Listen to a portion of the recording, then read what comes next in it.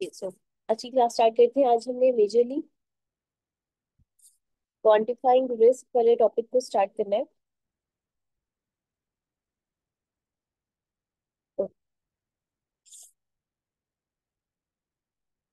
Quantifying risk basically, before getting into the details of quantifying risk, पहले हम 2x2 के table को देखते हैं,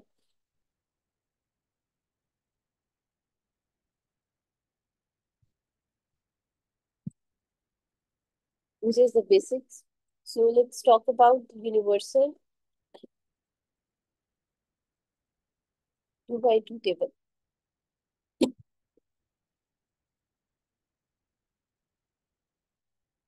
बनाने का मेन तरीका क्या है कि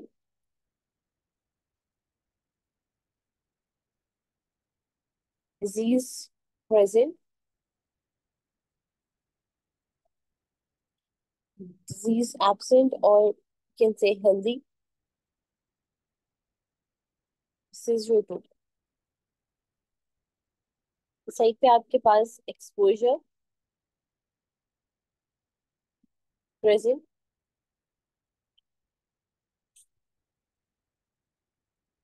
and exposure not present, or and then we have total.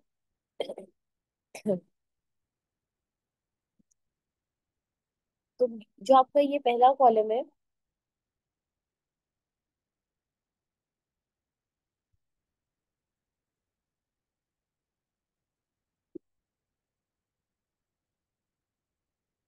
इसमें आपके पास वो वाली पॉपुलेशन, अगर अगर वैसे पॉपुलेशन है, उसमें से फर्स्ट कॉलम में वो लोग आएंगे जिनको डिजीज भी है और एक्सपोजर भी है। They are diagnosed cases, plus they have the risk factor और exposure present as well.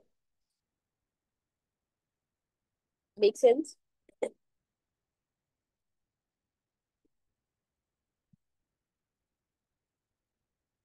Suppose हमने इसको लेबल किया है ए। उसके बाद नेक्स्ट कॉलम है, इसमें आपके पास वो हेल्दी इंडिविजुअल्स आएंगे, ये वो लोग जिनको डिजीज तो नहीं है, but they have the risk factor present, but they have the exposure present, but they are healthy, they didn't have any disease। ये आपके पास बी है। इस कॉलम में वो वाली पॉपुलेशन आएगी जिसको डिजीज तो है लेकिन एक्सपोजर या रिस्क फैक्टर प्रेजेंट नहीं है। और इस कॉलम में वो वाले पेशेंट्स आएंगे, वो वाले लोग आएंगे जिनको डिजीज भी नहीं है और जिनका एक्सपोजर भी नहीं है। This is your basic 2x2 table, A B C D. हमने जो आपकी टोटल पॉपुलेशन है उसको 4 कैटेगरीज में डिवाइड कर दिया है। ए वाली कैटेगरी में वो लोग आ रहे हैं जिनको डिजीज भी है और एक्सपोजर भी है। बी वाली कैटेगरी में वो लोग आ रहे हैं जिनका एक्सपोजर है बट उनको डिजीज नहीं। सी वाली कैटेगरी में वो लोग आ रहे हैं जिनको डिजीज है बट एक्सपोजर नहीं है। और डी वाली कैटेगरी में वो लोग आ रहे हैं जिनको डिजीज भी नहीं है और एक्सपोजर भी नहीं है। Also make the 2x2 table. उसके बाद टोटल तो बड़ा बेसिक है। इस कॉलम में वो सारे लोग आएंगे, the total population which is exposed. अगर आपकी टोटल एक्सपोज पॉपुलेशन आपने निकालनी है तो ऑटोमेटिकली आप ए प्लस बी कर दें।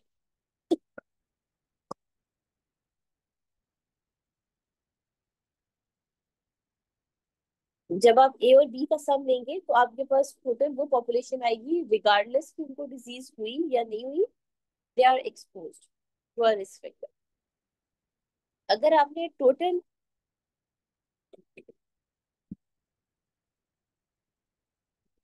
अगर आपने टोटल वो पॉपुलेशन लेनी है जिसका कभी एक्सपोजर ही नहीं हुआ या जिसमें कोई रिस्क फैक्टर नहीं, जिसमें रिस्क फैक्टर बिल्कुल नहीं प्रेजेंट है, अगेन रिगार्डलेस कि वो हेल्दी पॉपुलेशन है या उस पॉपुलेशन में disease,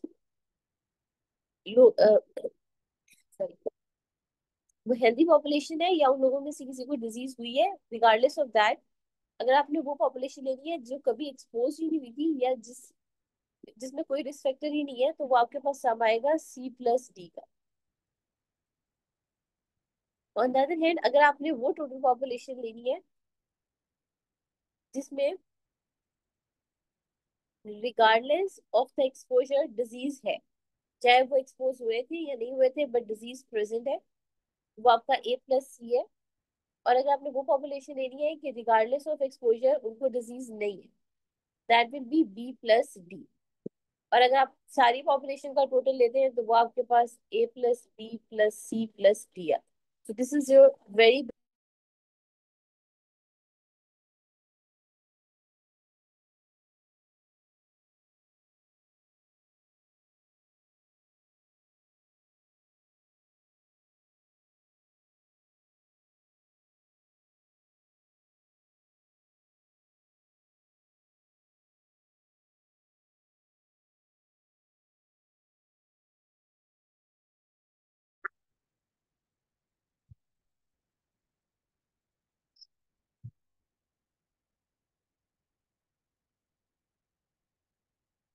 this basic 2 by 2 table is clear to all of you.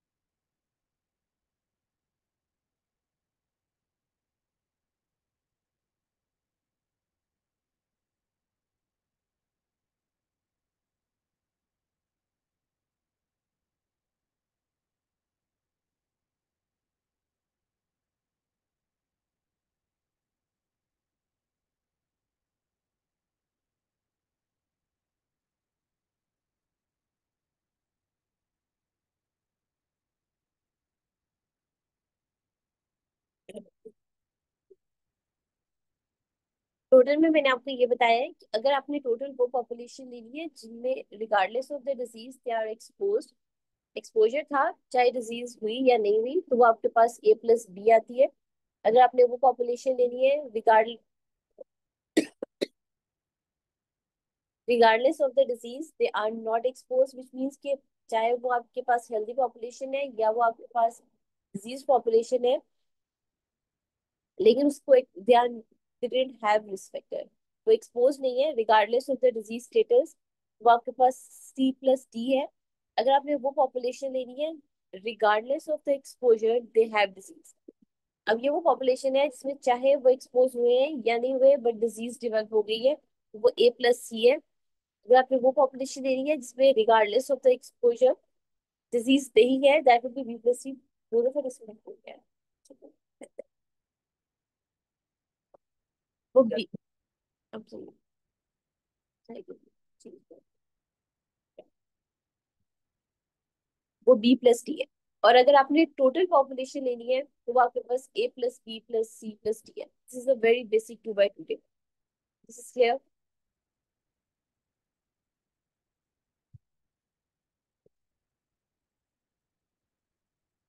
अच्छा, अब हम सबसे पहले देखेंगे कि जब आप एक 2 by 2 टेबल बना लेते हैं या जब आप क्वांटिफाइंग रिस्क की बात करते हैं तो उससे आप क्या क्या चीजें मेजर कर सकते हैं या आप इस 2 by 2 टेबल को कैसे यूज कर सकते हैं।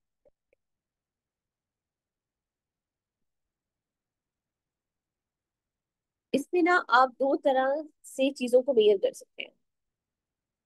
क्वांटिफाइंग रिस्क जब हम बात कर रहे हैं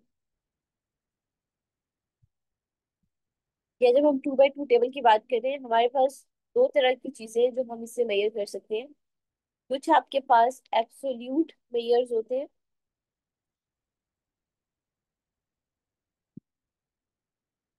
A+B+C+D represents the total population. Yes. कुछ आपके पास एब्सोल्यूट मेजर्स होते हैं और कुछ आपके पास रिलेटिव मेजर्स होते हैं।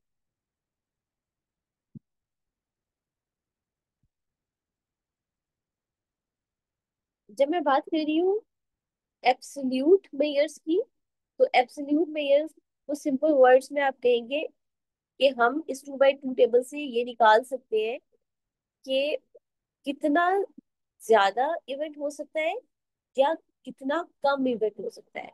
So how many more or how many fewer events can occur, this can be determined, or these absolute measures can be determined by using this 2 by 2 table. So 2 by 2 table से आप दो तरह की चीजों को इसको आप दो तरह से यूज कर सकते हैं। इसके दो कोर मेयर्स हैं। एक है आपके पास एब्सोल्यूट मेयर्स और दूसरे आपके पास रिलेटिव मेयर्स। एब्सोल्यूट मेयर्स का मतलब है, एब्सोल्यूट मेयर्स में आप क्या का मतलब ये है कि you can determine that how many more events can occur और how many fewer events can occur. अब एब्सोल्यूट मेयर्स में आपके पास क्या क्या आता है? इसमें आप डायरेक्ट रिस्क निकाल सकते हैं। इसमें आप नंबर नीडेड टू ट्रीट निकाल सकते हैं।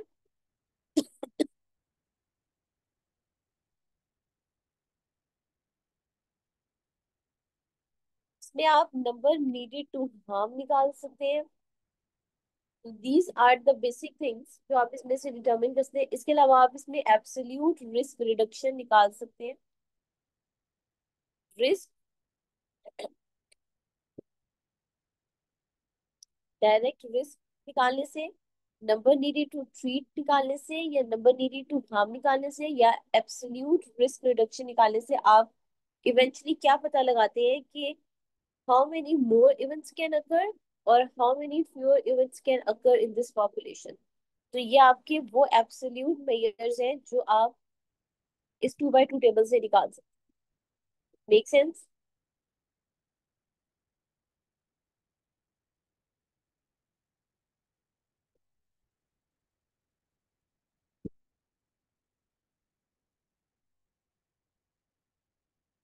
ऑन द अदर हैंड, कौन से ऐसे रिलेटिव मेयर्स हैं जो आप इसे डिटरमिन कर सकते हैं? रिलेटिव मेयर्स की जब मैं बात करूंगी, रिलेटिव मेयर्स का मतलब है हाउ मेनी टाइम्स, या आप कंपेयर करें that how many times this can occur, that will be a relative mayor. क्या आप एक को दूसरे से कंपेयर करके बता रहे हैं कि इसकी निस्बत ये कितने टाइम्स हो सकता है?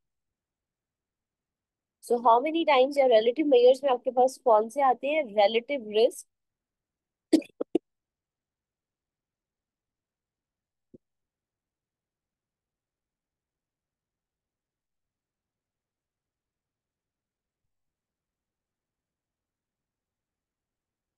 Relative risk reduction,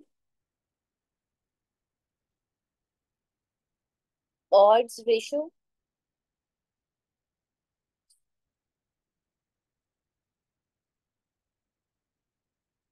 So these are the basic relative measures that you can determine out of this 2 by 2 table. अच्छा, इसके अलावा आपके पास एक तीसरी कैटेगरी होती है विच इज रेट मेयर्स।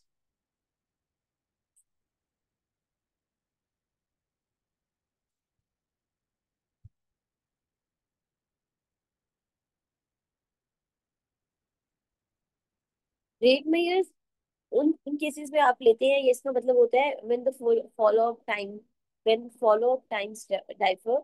इसके अंदर बेसिकली आपके पास इंसिडेंस रेट आता है।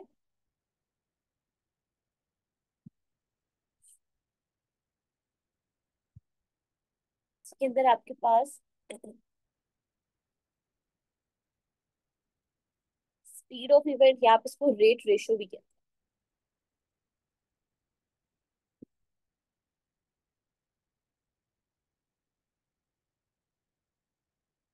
Clear?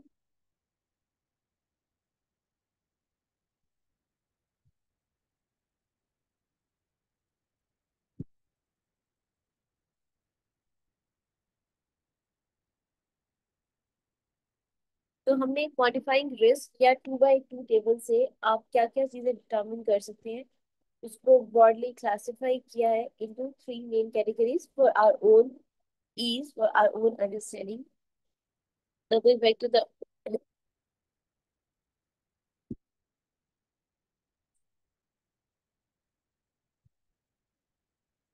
yes, rate layer is when the follow time done. अब हमारा जो मेन फोकस होगा वो इन टर्म्स पे होगा, या ये जो यहाँ पे आपकी बुक के अंदर डिटेल्स दी हुई है इस पे हम डिस्कशन करेंगे, क्योंकि मोस्टली इन्हीं के फॉर्मूलाज पे एमसीक्यू आते हैं। आई एम रिपीटिंग, मैंने स्टार्ट में भी आपको बताया था कि जो फॉर्मूलाज आते हैं वो बहुत बेसिक होते हैं। वो बहुत लंबी चौड़ी या कॉम्प्लेक्स किस्म की कैलकुलेशन नहीं आती जैसे आपको यूजली यूवर्ड में मिलती है, वैसे सवाल कॉम्प्लेक्स क्वेश्चंस रियल एग्जाम में नहीं आते।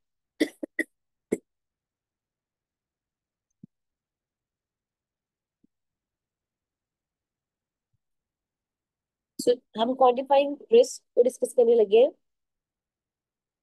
2/2 टेबल हमने कर लिया। सबसे पहले हम बात करेंगे ऑड्स रेशियो की।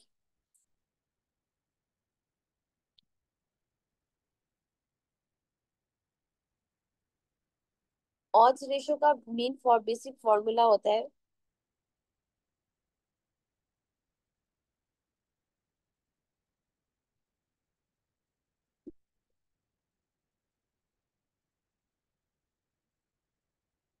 AD/BC और A × D/V/C।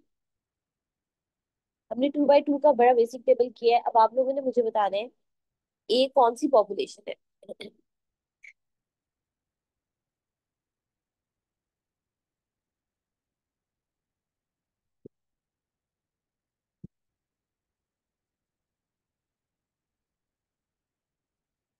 Yes, disease population है। क्या इसका एक्सपोजर हुआ है?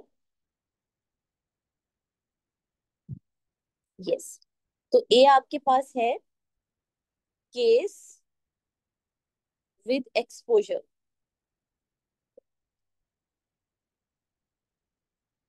तो मल्टीप्लाई करेंगे डी से। डी कौन सी पॉपुलेशन है?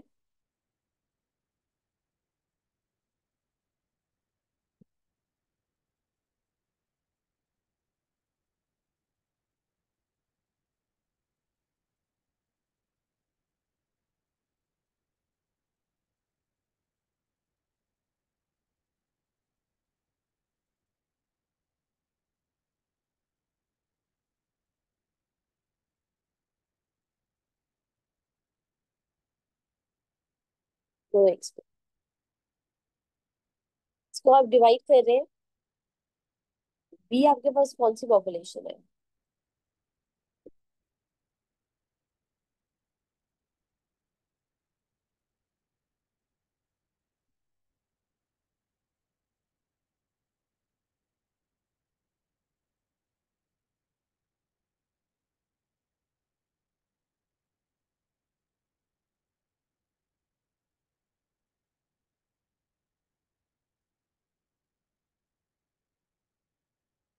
Case without exposure.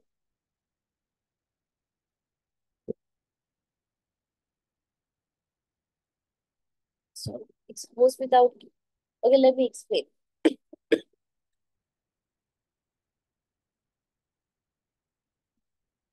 ए आपने सही पिक किया। It's a case with exposure और डिजीज विद एक्सपोजर। डी आपने सही पिक किया। It's no disease, no exposure. When comes to B, it's exposure is present but no disease.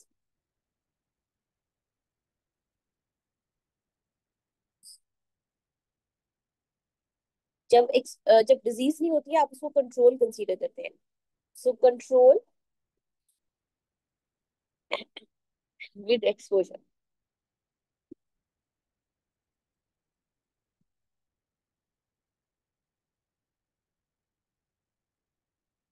Yes, A is exposed and disease, तो इसीलिए हमने से कहा कि ये केस है विद एक्सपोजर। जब हमने डिजीज पॉपुलेशन को रिप्रेजेंट करना होता है we use a term case. जब हमने हेल्दी पॉपुलेशन को रिप्रेजेंट करना है we use a term control. So A is case with exposure and B is control with exposure.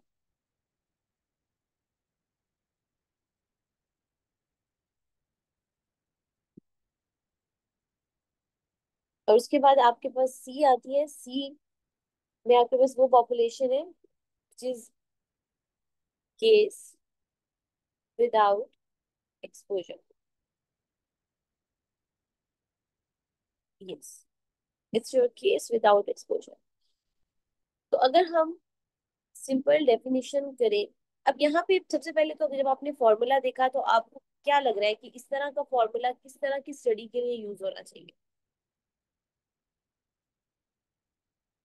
इसमें आप पर्टिकुलरली केसेस और कंट्रोल्स की बेसिस पे डिस्कशन कर रहे हैं।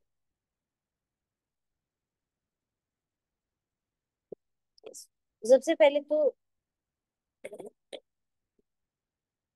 ये जो आपका ऑड्स रेशियो होता है it is use in case control study.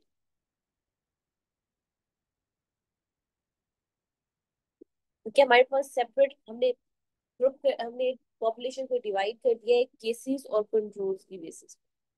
फिर जब हम ऑड्स की सिंपल डेफिनेशन लेते हैं, तो ऑड की सिंपल डेफिनेशन ये होती है, odds that a case was exposed divided by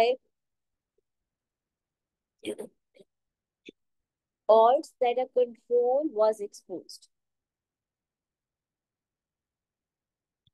So the simple definition of odds ratio is, what is the chance or what is the odd that a case was exposed divided by that a control was exposed.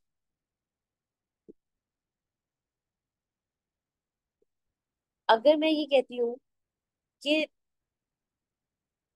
You conduct a study, आपके पास cases थे और आपके पास control थे, जब आपने and पे इसका result निकाला या इस स्टडी का एनालिसिस जो आपने रिप्रेजेंट किया उसके अकॉर्डिंग, जितना जो आपके केसेस हैं ये भी 20% एक्सपोज थे और कंट्रोल्स में से भी 20% एक्सपोज थे। लेट्स सपोज आप लंग कैंसर पे स्टडी कर रहे हैं, तो केसेस वो होंगे जो लंग कैंसर वाले पेशेंट्स होंगे और कंट्रोल वो होंगे जो हेल्दी पॉपुलेशन है, और एक्सपोजर या रिस्क फैक्टर स्मोकिंग है। तो अगर मेरा एंड रिजल्ट ये निकलता है कि जो लंग कैंसर वाली पॉपुलेशन थी उसमें से भी 20% लोग ऐसे थे जो स्मोकर थे, और जो मेरी हेल्दी पॉपुलेशन थी उसमें से भी 20% लोग ऐसे थे जो स्मोकर थे, which means that the odds that a case was exposed is almost equal to, or the exposure is equal among the disease and the healthy population. तो क्या एंड रिजल्ट में मैं ये कह सकती हूँ that smoking is the cause of lung cancer?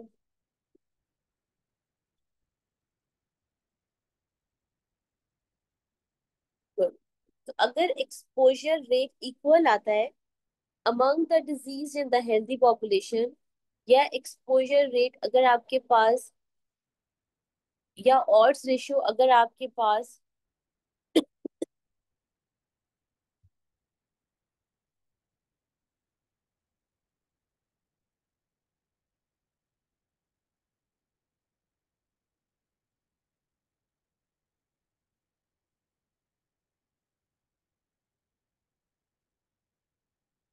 बाकी सबके साथ भी ये मसला हो रहा है।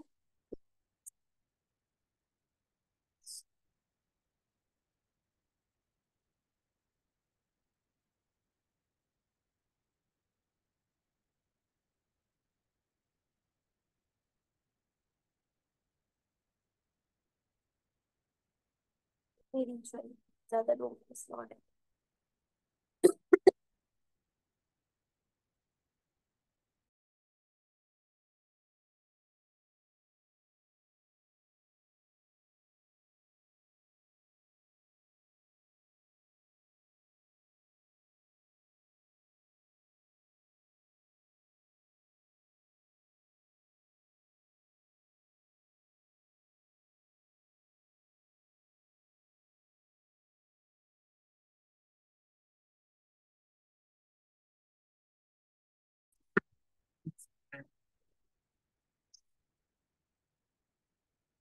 अब बताएं, अब आवाज बेहतर है?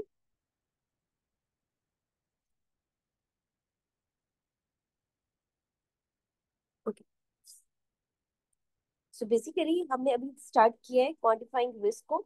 सबसे पहले हमने ये बेसिक 2x2 का टेबल डिस्कस किया।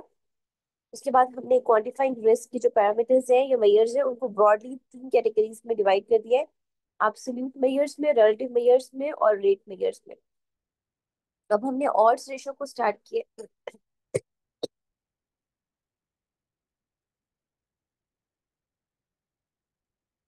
अब हमने ऑड्स रेशो को स्टार्ट किया है।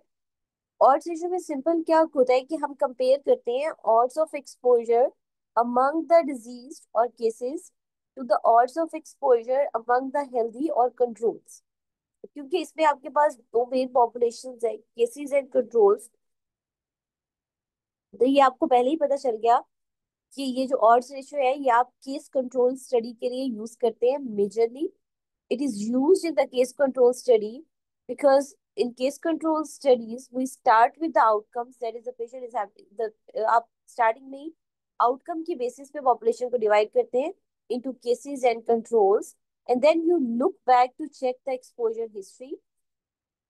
यहाँ पे तो odds का सिंपल मतलब क्या है, odds रेशियो का सिंपल मतलब ये है कि आप कंपेयर करते हैं कि आपकी केसेस में कितने परसेंट रिस्क है एक्सपोजर का, और उसको कंपेयर कर रहे हैं कि जो आपकी हेल्दी पॉपुलेशन है या जो आपकी कंट्रोल्स है उनमें एक्सपोजर का रिस्क कितना है. तो आपने फॉर्मूला निकाल दिया A × D/B × C. बेसिकली जब आप ऑड्स रेशियो को लिखते हैं तो आप इसको यूं लिखते हैं A/C डिवाइडेड बाय B/D.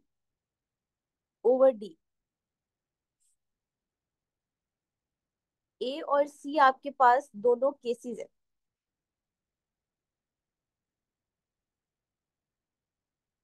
और बी और डी आपके पास दोनों कंट्रोल्स है.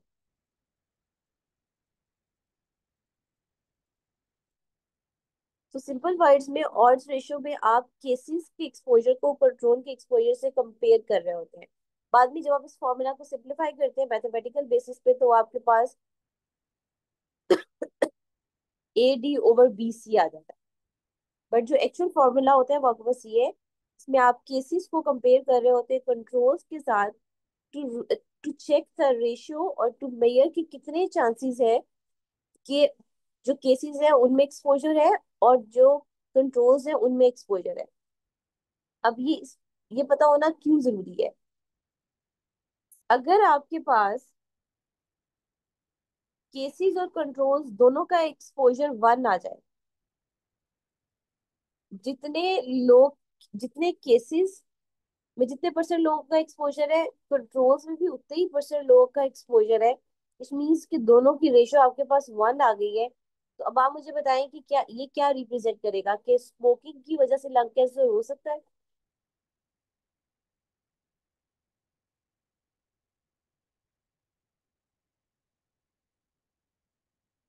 नो.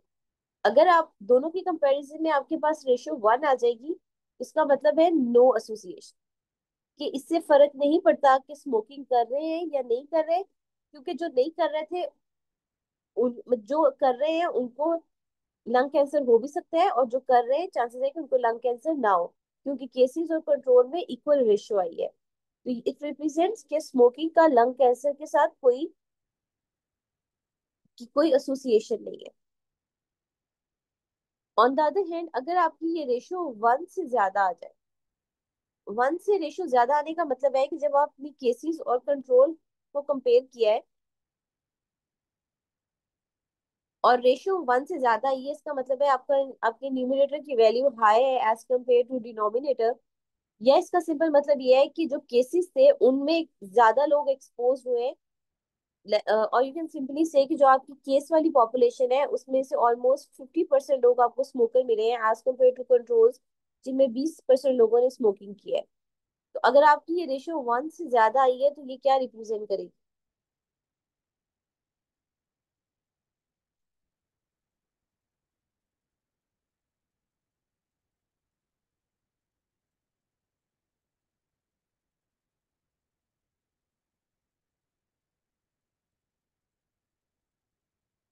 अगर ये रेशियो 1 से ज्यादा आएगी तो ये क्या रिप्रेजेंट करेगी.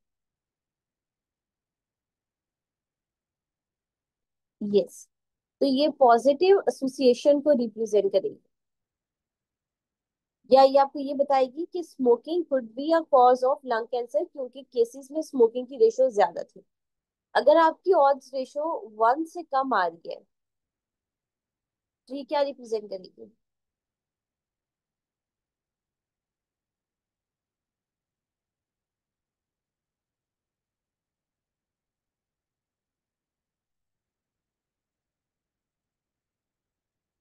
This will represent negative association, या सिंपल वर्ड्स में ये रिप्रेजेंट करेगी कि ये प्रोटेक्टिव फैक्टर है. अगर आपकी let's suppose odds odds ratio one से कम आ रही है तो इसका मतलब है कि जो आपका डिनोमिनेटर है वो बड़ा है as compared to your numerator. या सो इसमें रिप्रेजेंट अ प्रोटेक्टिव और कि ये प्रोटेक्टिव फैक्टर है या प्रिवेंटिव फैक्टर है। तो ये अगर आपकी ऑड्स रेशियो वन से, सॉरी, आपकी ऑड्स रेशियो वन से कम आ रही है तो इसका मतलब है कि डिनोमिनेटर बड़ा है as compared to the numerator. या जो कंट्रोल्स है उनमें स्मोकिंग की रेशियो ज्यादा थी, या फिर जो लोग स्मोकिंग कर रहे हैं उनके हेल्दी होने के चांसेस ज्यादा है as compared to non smokers. तो आपको मेन पता, तीन चीजें पता होनी चाहिए: ऑड्स रेशियो का फॉर्मूला, या सिंपल ये कि ये केसेस को कंट्रोल से कंपेयर करते हैं, और इसकी इंटरप्रिटेशन आपको पता होना चाहिए कि अगर रेशियो वन आएगी तो क्या है, रेशियो वन से ज्यादा आएगी तो क्या है, और रेशियो वन से कम आएगी तो क्या है। Another important thing you should have an idea about कि ये आप केस कंट्रोल स्टडीज के लिए यूज करते हैं। अगर केस कंट्रोल स्टडी होगी तो उसमें ऑड्स रेशियो यूज होगा। अगर कोहार्ट स्टडी होगी तो उसके लिए आप ऑड्स रेशियो यूज नहीं करेंगे, उसके लिए फिर आपको रिलेटिव रिस्क यूज करना पड़ेगा। Clear?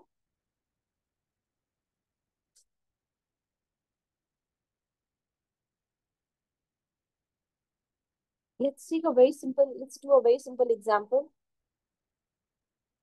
You are a researcher and you compare 100 patients with MI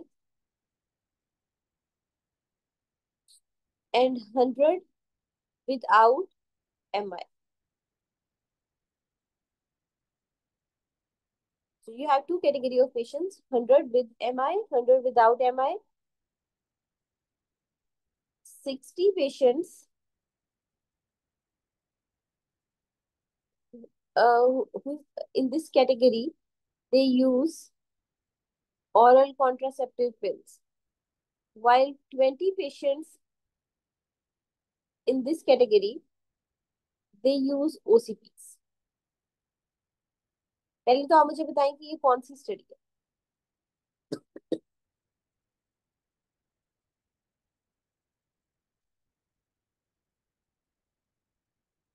yes, ये केस कंट्रोल स्टडी है क्योंकि इसमें आपका जो क्वेश्चन स्टार्ट हो रहा है वो केस कंट्रोल से स्टार्ट हो रहा है, वो आपकी पॉपुलेशन से स्टार्ट हो रहा है। आपने स्टार्ट में ही केसेस और कंट्रोल की बेसिस पे पॉपुलेशन को सिलेक्ट किया है, और जब आपने पॉपुलेशन को सिलेक्ट कर लिया फिर आप पीछे गए हैं कि इनमें से कितने ओसीपीज यूज कर रहे हैं, कितने लोग हैं जिनको एमआई हुआ वो ओसीपीज यूज करते हैं, और कितने लोग हैं जिनको एमआई नहीं हुआ और वो ओसीपीज यूज करते हैं।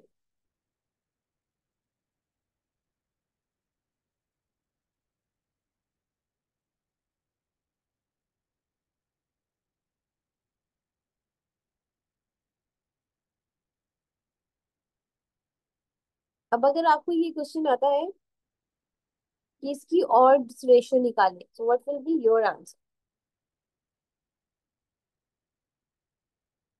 Take your time. आप अपना अपना 2 बाय 2 का टेबल बनाएं और मुझे बताएं कि आपका ऑड्स रेशियो का क्या आंसर है।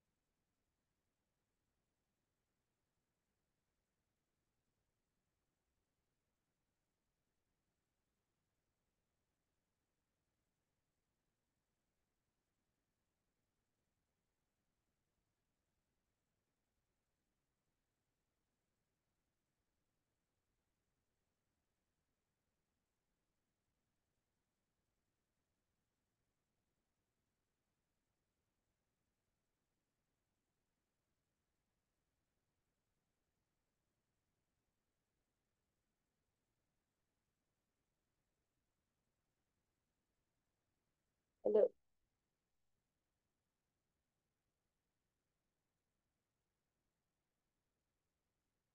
अच्छा मुझे बताएं कि इस कैटेगरी में क्या है, क्या वैल्यू आएगी आप?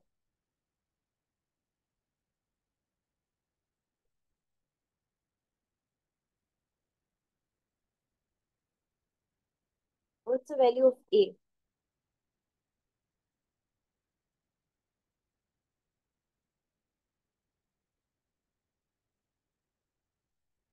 अच्छा, आप में से जो लोग 100 बता रहे हैं वो मुझे बताएंगे 100 क्यों आएगी।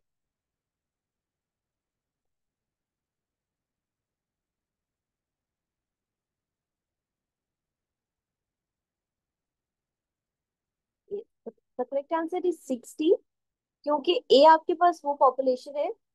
Yes, it's 60।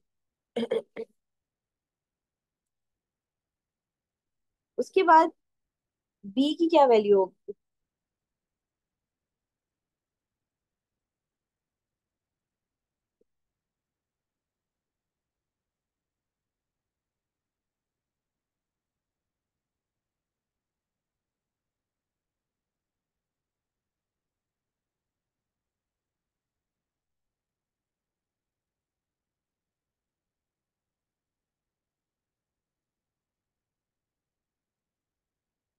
Good, it's 20। But see, B क्या रिप्रेजेंट कर रहा है कि एम आई तो नहीं हुआ बट एक्सपोजर है।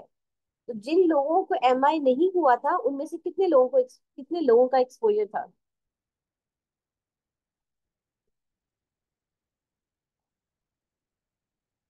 सो the value of B is 20।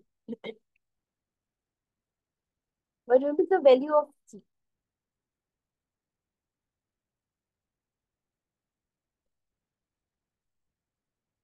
Yes, C is simple, it's 40.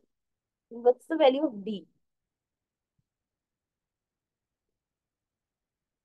It's 80.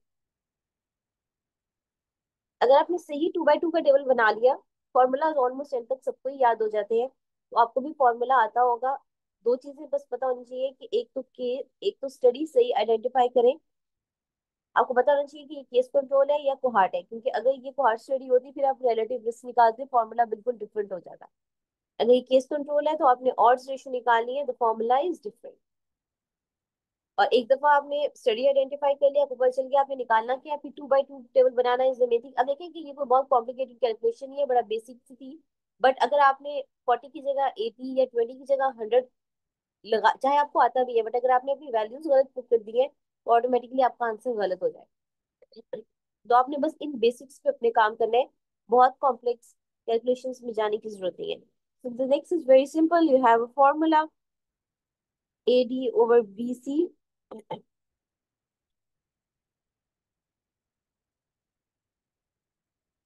60 into 80 over 20 into 40. The answer is 6। तो अगर आपकी odds रेशियो 6 निकल रही है तो इसका क्या मतलब है?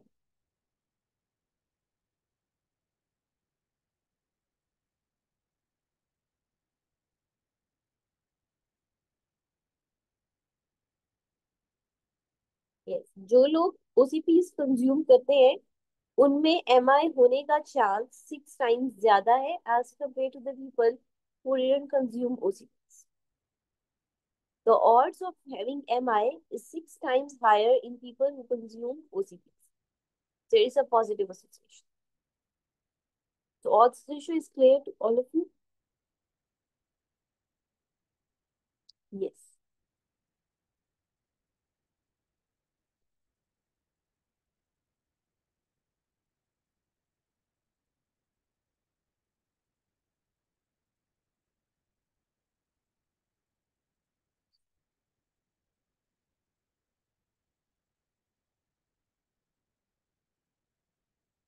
के बाद जो आपके पास सेकंड है, अच्छा इसमें ना एक रेयर डिजीज का कॉन्सेप्ट भी होता है, वो मैं आपको एंड में बताऊंगी।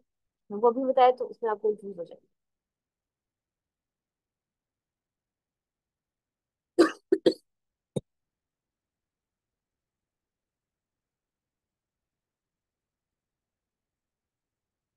फिर आपके पास आ गया रिलेटिव रिस्क। रिलेटिव रिस्क को आप रिस्क रेशियो भी कहते हैं।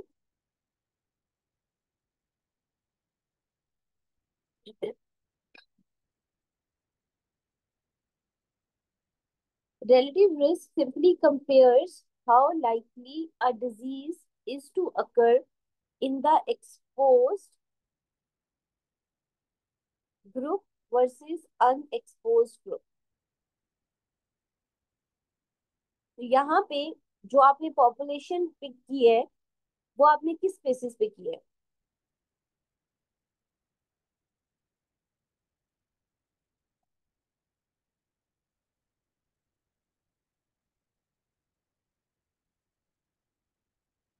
एक्सपोजर की बेसिस पे। Yes.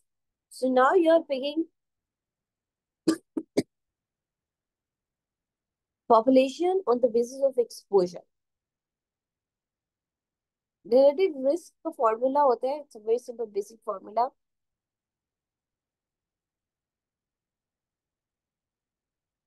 Risk in exposed divided by risk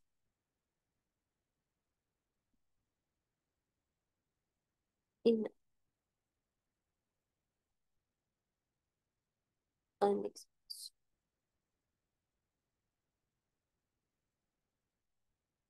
Now let's go back to our basics, 2 by 2 का टेबल। जब हमने निकालना है ना रिस्क इन एक्सपोज्ड, तो रिस्क इन एक्सपोज्ड में आपने वो लोग जिनका एक्सपोजर था और उनको डिजीज भी हो गई, तो ये आपके पास क्या वैल्यू आएगी?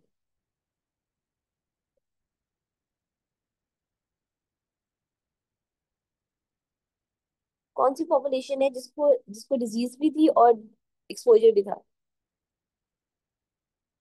नेक्स्ट।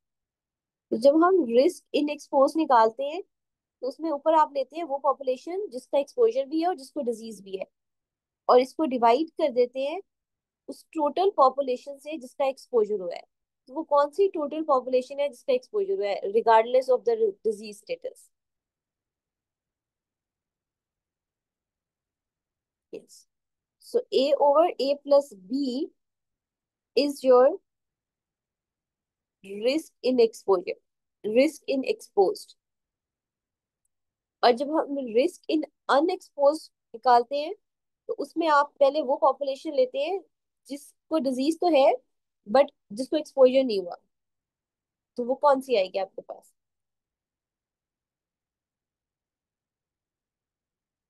सी।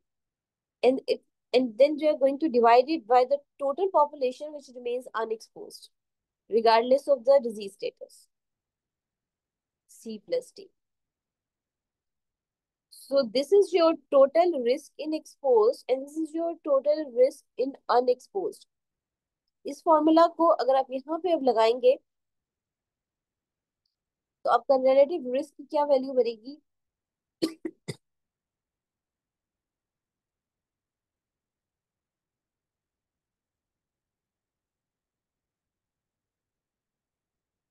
राइट।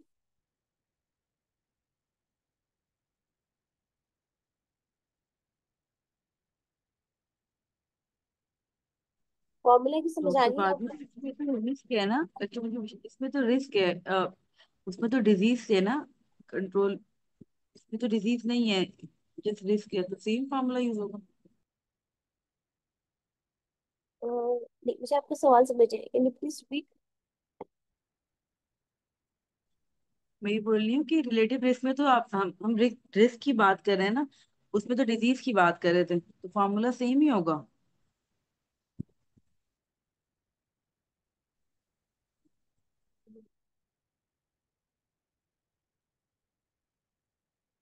आप मुझसे ये पूछना चाह रही हैं कि सी और सी प्लस डी किस तरह निकाला है हमने?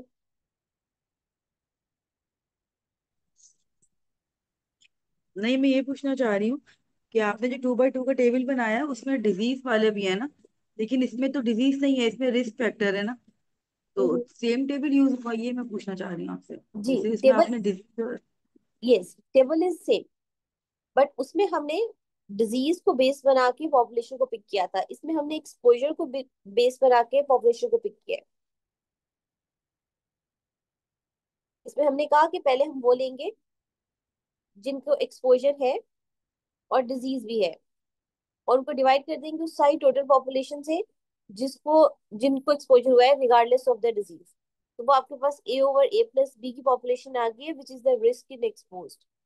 दूसरी हमने वो कैटेगरी ली जिनको एक्सपोजर नहीं है बट डिजीज हो गई है, विच इज सी, और उसको डिवाइड कर दिया है टोटल पॉपुलेशन से जिनका एक्सपोजर नहीं हुआ, which is C over C, C plus D. तो ये आपके पास आ गए रिस्क इन अनएक्सपोज। सो आपने risk in expose divided by risk in unexposed, ये आपने फॉर्मूला निकाल लिया which is of relative risk. अब आप मुझे बताएं कि इस डिजीज को हमने स्टार्ट किया है एक्सपोजर से, और फिर हम गए हैं कि अच्छा अगर एक्सपोजर होगा तो किसको डिजीज हो सकती है और किसको डिजीज नहीं हो सकती, या कितनों को डिजीज हुई है और कितनों को नहीं हुई है। तो ये आपकी कौन सी टाइप की स्टडी है? आप मेन बात पता होनी चाहिए। इसको आप करते हैं use for cohort study. Now let's do an example.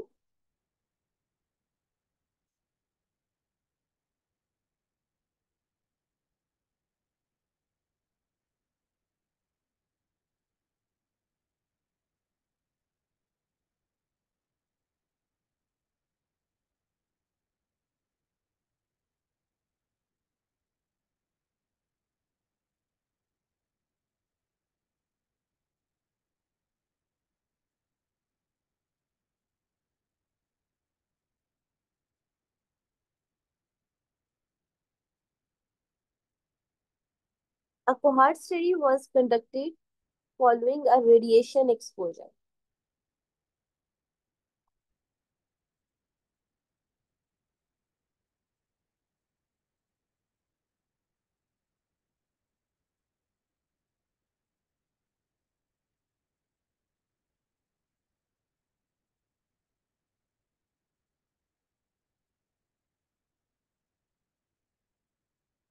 So now you are going to take the population based on the exposure, and the exposure is radiation. तो आपका स्टार्ट कहाँ से होगा? वो पॉपुलेशन जिनका रेडिएशन एक्सपोजर है,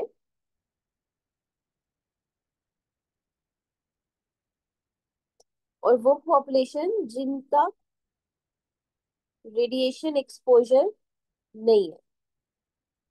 जब आपकी स्टेटमेंट यहाँ से स्टार्ट होगी आपको फौरन पता चल जाएगा कि ये क्योंकि अब रिस्क फैक्टर या एक्सपोजर की बेसिस पे पॉपुलेशन ली गई है, तो इसका मतलब है ये कोहार्ट स्टडी के बारे में बात हो रही है। So you have two categories. A study was conducted following a radiation exposed and non-exposed workers to determine whether the exposure to radiation increases the risk of developing cancer. आपने दो populations ले ली, एक वो जिसका रेडिएशन एक्सपोजर था, दूसरी वो जिसका रेडिएशन एक्सपोजर नहीं है। उनको 10 साल तक स्टडी किया ये देखने के लिए कि क्या ये रेडिएशन कैंसर कॉज करती है या नहीं। 10 साल के फॉलोअप के बाद आपको पता चला कि 10 वो लोग जिनका रेडिएशन एक्सपोजर था, उनमें से 5 लोगों को कैंसर हो गया, और 10 वो लोग जिनका रेडिएशन एक्सपोजर नहीं था, उनमें से एक को कैंसर हुआ है।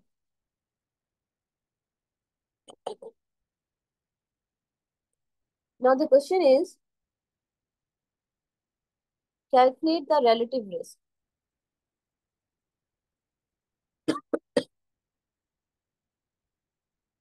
अब अपना अपना 2 बाई 2 का टेबल बनाएं।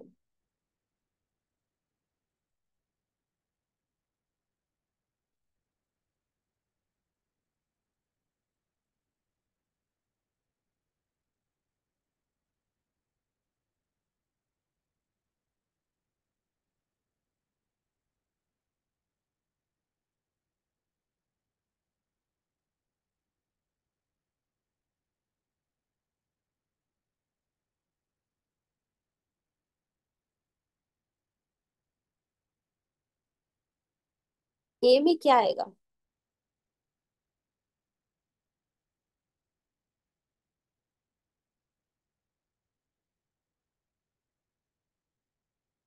यस, इट्स 5,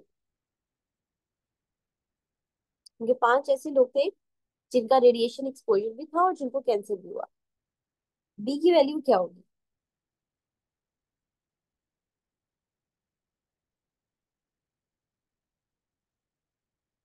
ये 5 आपने कैसे निकाला है?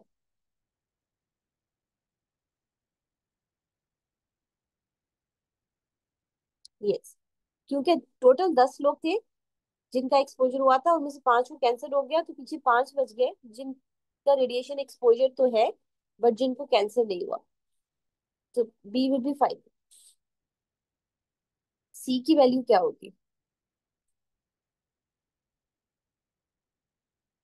Good, it's 1। बट ये आपने कैसे कैलकुलेट किया है?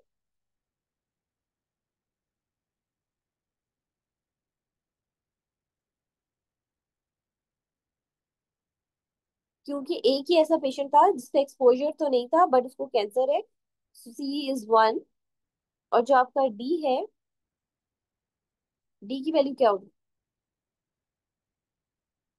Yes, it's 9।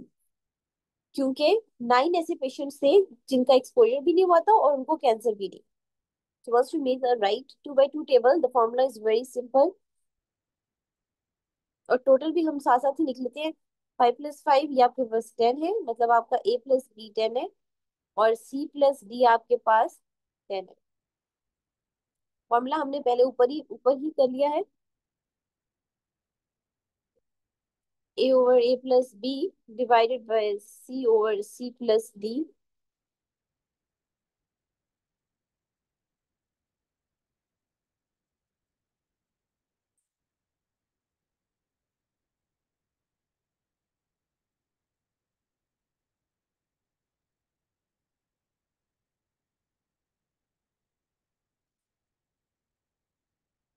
Yes. So your relative risk is 5, which means that radiation exposure increases the risk of cancer 5 times. This is clear?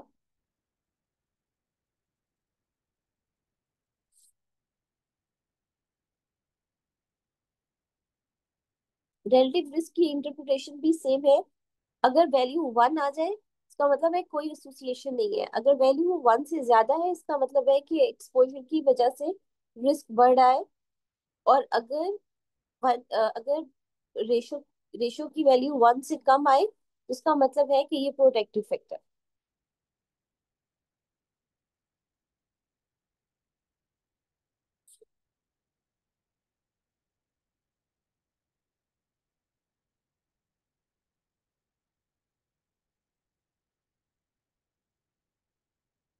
So relative risk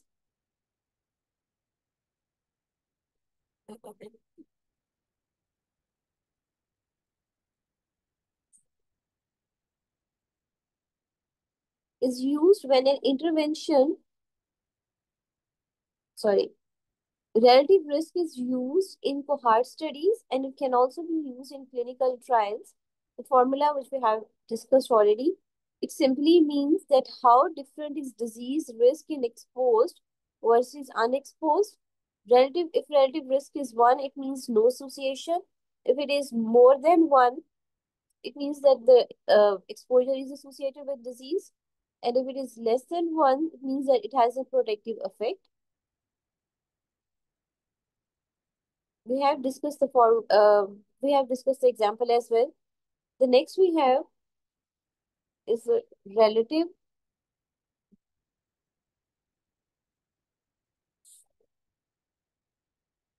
risk reduction।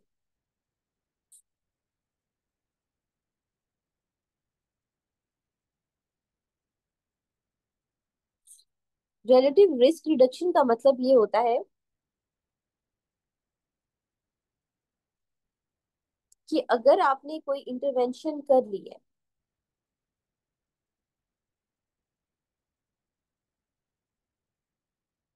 या कोई अगर intervention है, तो ये कितना, basically relative risk reduction is used when intervention decreases the risk।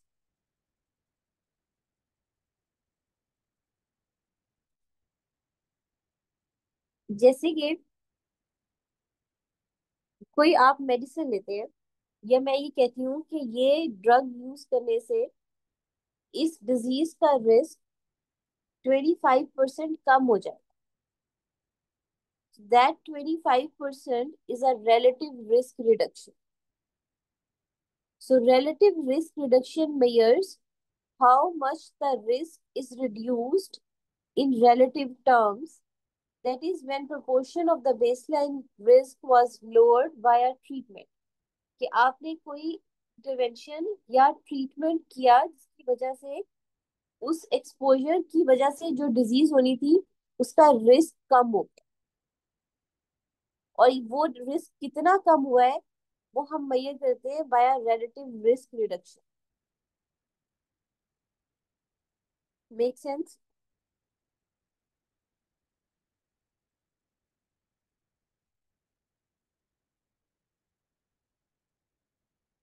Let's do an example and see कि आपको.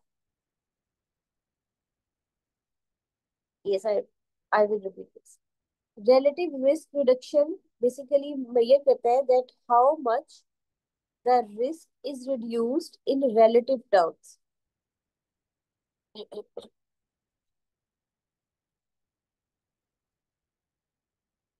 या इससे आपको ये पता चलता है कि अगर आपने कोई इंटरवेंशन या कोई ट्रीटमेंट यूज किया है तो उस ट्रीटमेंट या इंटरवेंशन की वजह से इस रिस्क फैक्टर से जो डिजीज हो रही थी उसका रिस्क कितना डिक्रीज हो गया.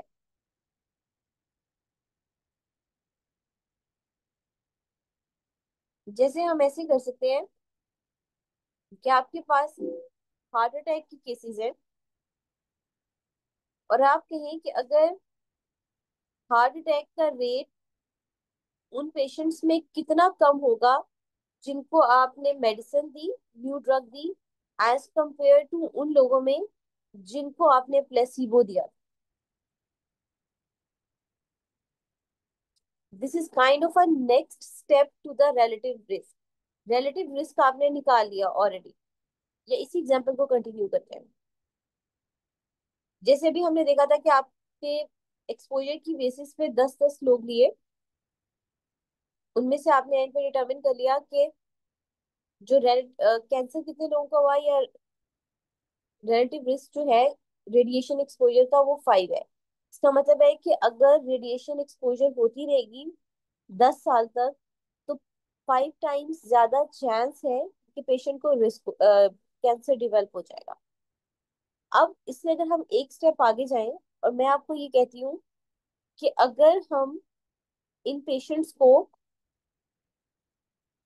प्रोटेक्टिव शील्ड्स यूज करवाना शुरू कर दें तो ये जो कैंसर का रिस्क है ये कितने परसेंट कम हो जाएगा.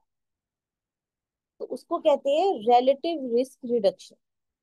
लेट्स सपोज इससे यहाँ तक तो आपने निकाल लिया था कि रेडिएशन एक्सपोजर की वजह से 5 टाइम्स ज्यादा चांस है कि पेशेंट को कैंसर हो जाएगा. बट मैंने उसमें एक और चीज ऐड कर दी कि let's now see for the next 5 years कि अगर पेशेंट्स को हम प्रोटेक्टिव शील्ड्स यूज करवाना शुरू कर दें तो ये रिस्क कितना कम हो जाएगा. और बाद में हमने इंटरप्रेट किया कि वो लोग जिनको आपने प्रोटेक्टिव शील्ड्स यूज करवाई थी उनमें 20% कम रिस्क है कैंसर डेवलप होने के despite of being expose to radiation as compared to वो लोग जिनको आपने प्रोटेक्टिव शील्ड्स यूज नहीं करवाई या जिनको आपने कोई प्लासिबो यूज करवाया है. Make sense?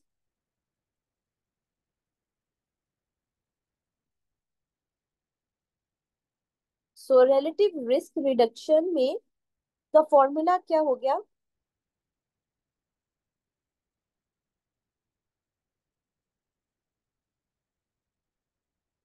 1 - relative risk.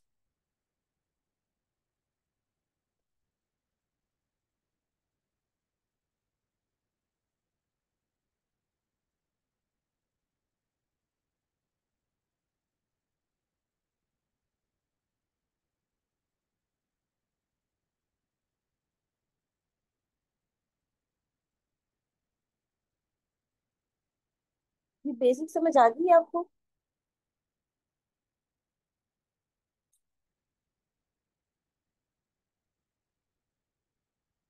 Now let's do another example.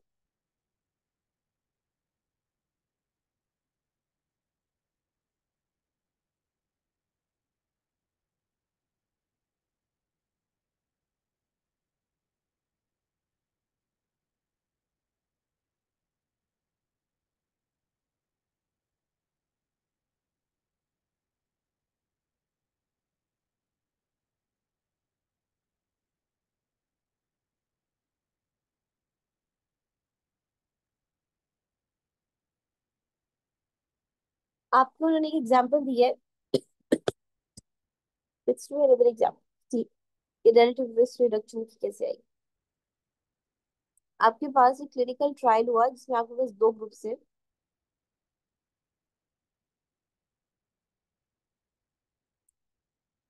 Placebo group, placebo group का मतलब है कि इसको कोई ट्रीटमेंट नहीं दिया, या ये आपका कंट्रोल ग्रुप है। प्लेसिबो ग्रुप में 20% लोगों को हार्ट अटैक हुआ है। दूसरा आपका ट्रीटमेंट ग्रुप था, इसमें 10% लोगों को हार्ट अटैक हुआ है। अगर क्वेश्चन आपको ये आ जाता है कि इसकी रिलेटिव रिस्क रिडक्शन निकालें, वो आप कैसे निकालेंगे।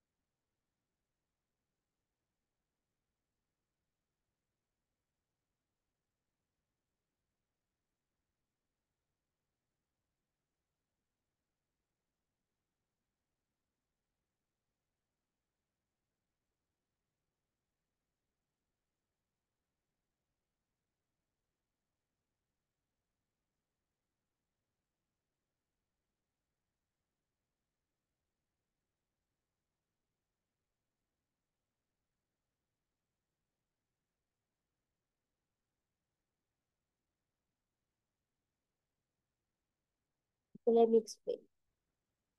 रिलेटिव रिस्क रिडक्शन का फॉर्मूला क्या है आपके पास, 1 - रिलेटिव रिस्क। तो अगर आपने कभी भी रिलेटिव रिस्क रिडक्शन को निकालना है तो उसके लिए पहले आपको रिलेटिव रिस्क पता होना चाहिए। रिलेटिव रिस्क का फॉर्मूला क्या था।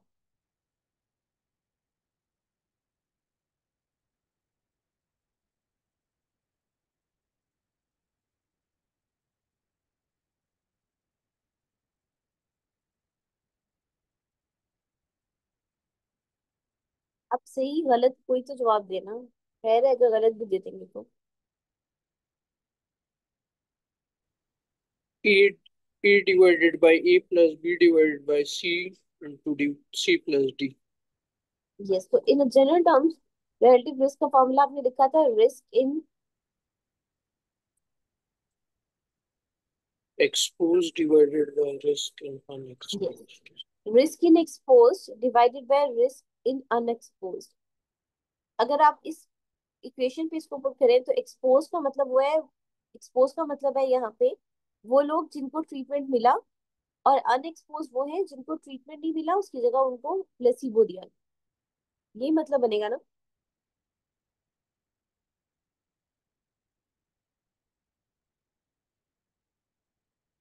तो अगर risk in exposed divided by risk in unexposed वाली टर्मिनोलॉजी को इसमें अप्लाई करें इस क्वेश्चन पे, तो एक्सपोज वो वाला ग्रुप है जिसको ट्रीटमेंट का एक्सपोजर मिला, और अनएक्सपोज वो वाले लोग हैं जिनको ट्रीटमेंट नहीं मिला। तो इस फॉर्मूला को अगर हम यहाँ लिखेंगे तो risk in treatment divided by risk in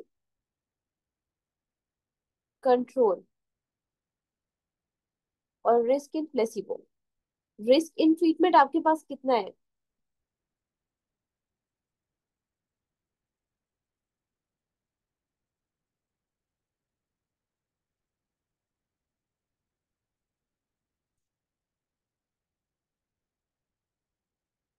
what is the risk in treatment.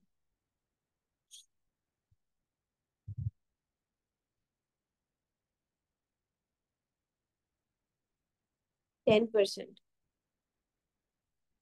या आप इसको 0.1 कह दें। और रिस्क इन अनएक्सपोज्ड या रिस्क इन कंट्रोल या रिस्क इन प्लेसिबो कितना है आपके पास? 20% और 0.2। इसका आंसर क्या आएगा?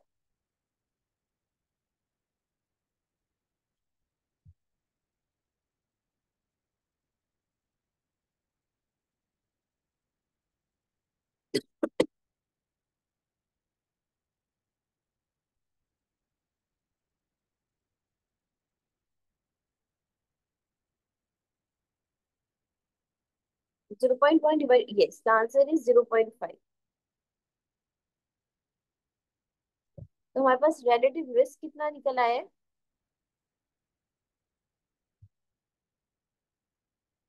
0.5। पहले तो आप मुझे यही बताएं कि ये जो रिलेटिव रिस्क 0.5 निकला है, इसकी इंटरप्रिटेशन क्या होगी? दवाई देने से हार्ट अटैक के रिस्क को क्या हो रहा है?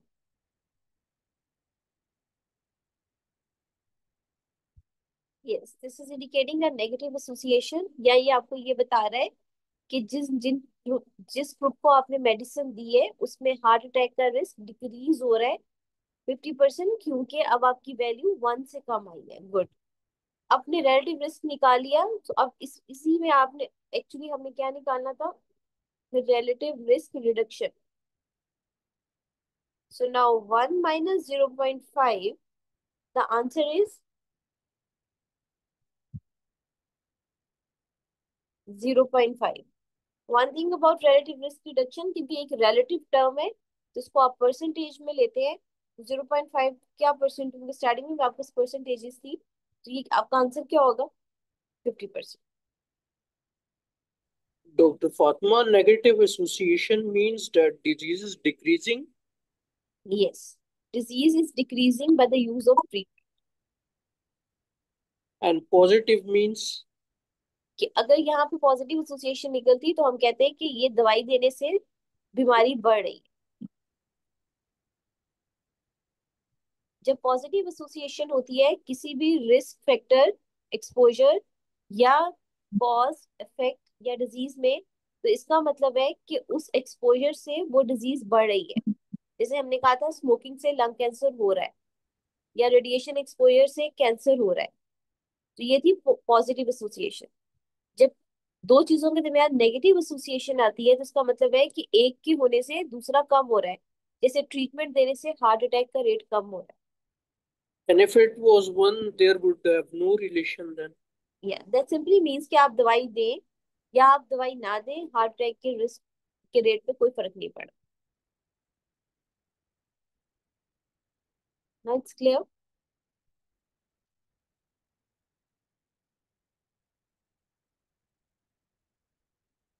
तो इससे हमें समझ आ गई कि रिलेटिव रिस्क रिडक्शन में relative sorry relative risk reduction हमने निकाला है, इससे हमें पता चला the treatment reduces the relative risk of heart attack by 50%। Or in simpler words, the drug cut the risk of heart attack in half relative to placebo.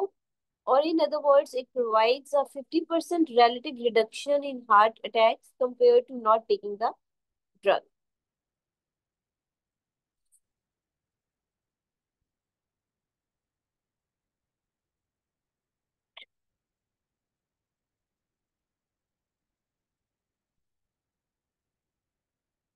तो next जब हमारे पास आती है एट्रीब्यूटेबल रिस्क, इस पे बहुत क्वेश्चन आता है।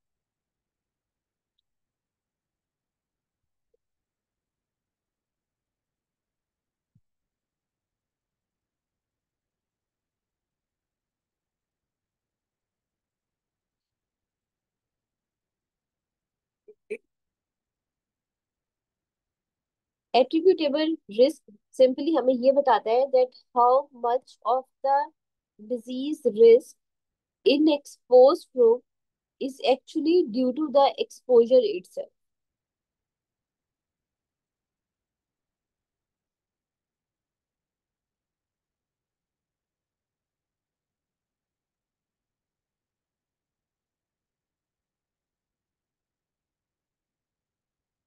ARC and ART.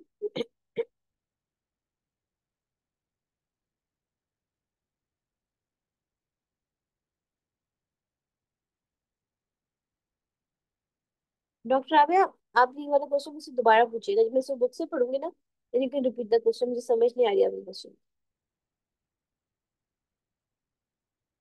एट्रीब्यूटेबल का मतलब, एट्रीब्यूटेबल रिस्क का मतलब है, नाम से ही पता चल रहा है कि how much of the disease risk in exposed group is actually due to the exposure itself. It basically tells you the extra risk that comes from being exposed compared with not being exposed.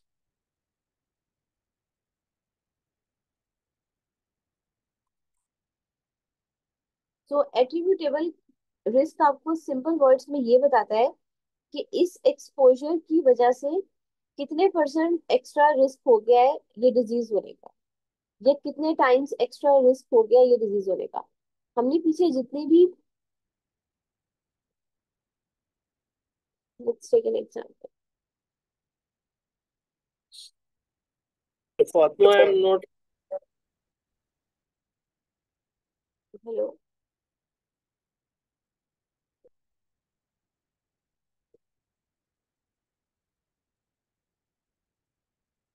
Yes I repeat.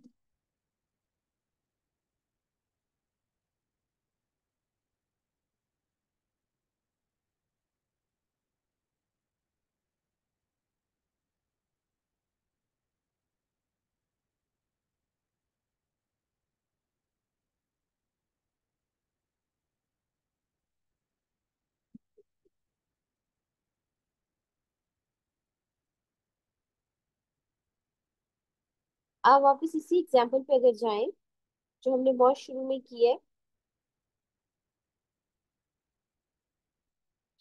जब मैं attributable risk की बात करती हूँ, तो attributable risk का मतलब है how much extra disease happens in people who are exposed to something, or who are exposed to the risk factor just because of that exposure. In simple words, let's take another example.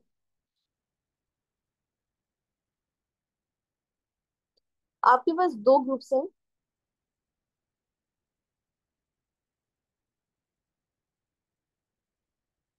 Exposed group और unexposed group. Example आप ले रहे हैं smokers की और non non smokers. So you have two groups, exposed group and non unexposed group. Example आप ले रहे हैं स्मोकर्स की और नॉन स्मोकर्स की। अब आपसे अगर ये पूछा जाए कि अगर डिजीज होती है, if disease happen more often in the exposed group, the difference between them is attributable risk। कि इस पर्टिकुलर रिस्क फैक्टर की वजह से कितना रिस्क है कि एक्सपोज ग्रुप में वो डिजीज होगी और अनएक्सपोज ग्रुप में वो डिजीज नहीं होगी। तो एक रिस्क फैक्टर ऐड करने से कितना चांस बढ़ गया है कि वो डिजीज हो।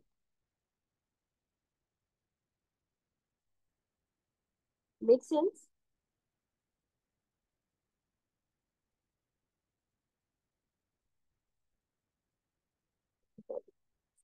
So if disease happens more often in the exposed group, what is the difference between them is actually your attributable risk।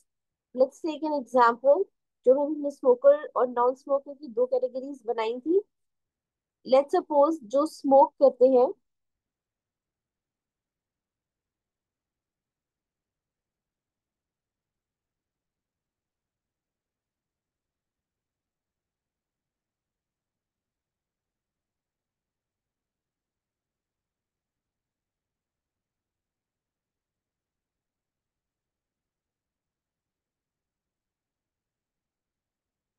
Suppose you conducted a study जिसमें आपने कहा कि कंपेयरिंग द स्मोकर्स और non smokers, 30 out of 100 smokers develop lung cancer, while 10 out of 100 non-smokers develop lung cancer.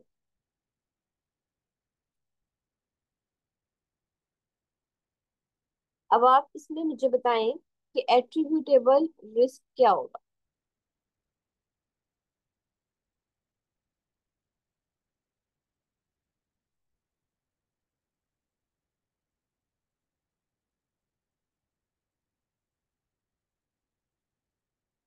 पहले हम इसका 2 by 2 का table बना लेते हैं।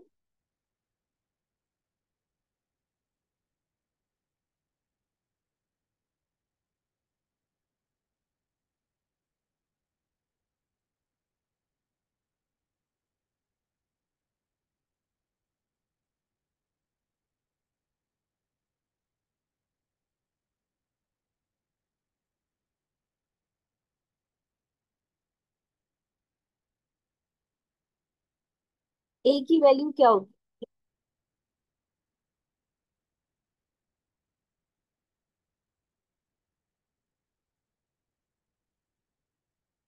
Yes, A is 30। और बी की वैल्यू क्या होगी?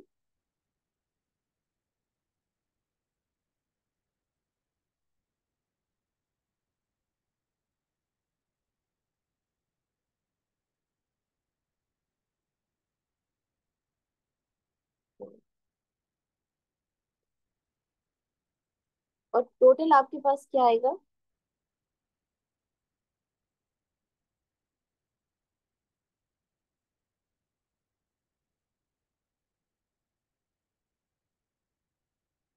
ए प्लस बी आपके पास क्या आ रहा है?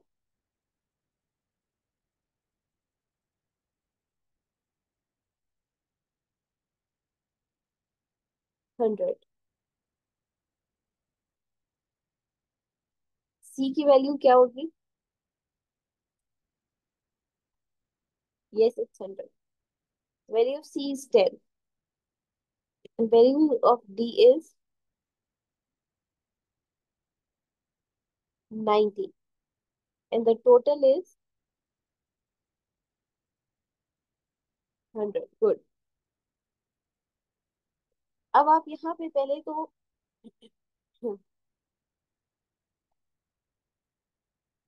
पहले तो हम निकालेंगे, जो मैंने आपको वैसे बेसिक फॉर्मूला ही नहीं बताया। पहले हम एट्रीब्यूटेबल रिस्क का फॉर्मूला देखते हैं क्या होता है। एट्रीब्यूटेबल रिस्क का फॉर्मूला होता है risk in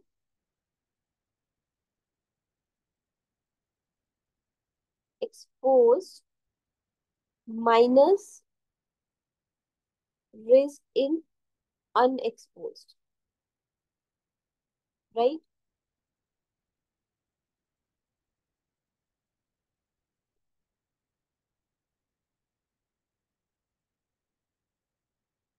this is clear.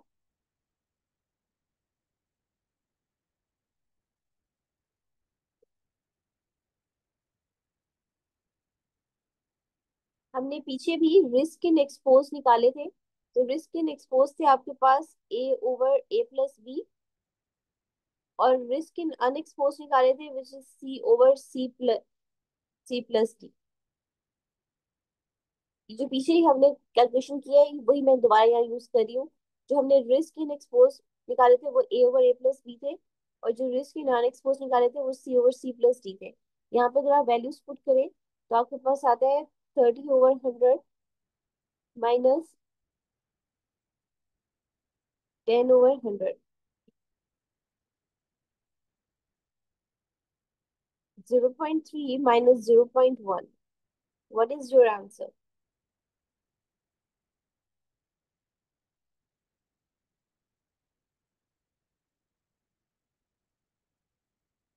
0.2। और अगर आप इसकी परसेंटेज निकालेंगे तो क्या होगा?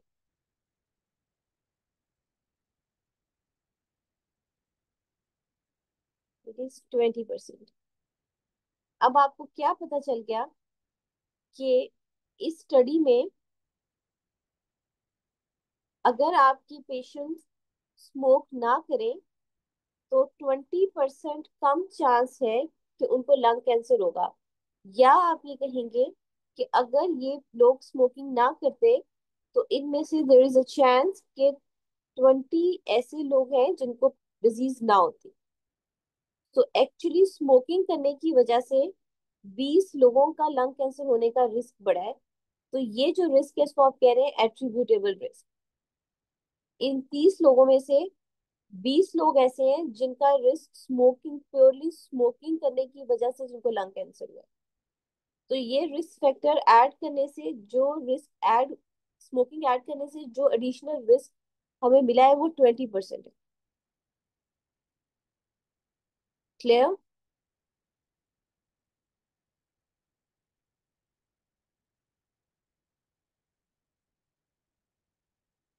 और in the simpler words you can say because of smoking there are 20 extra cases of lung cancer per 100 people.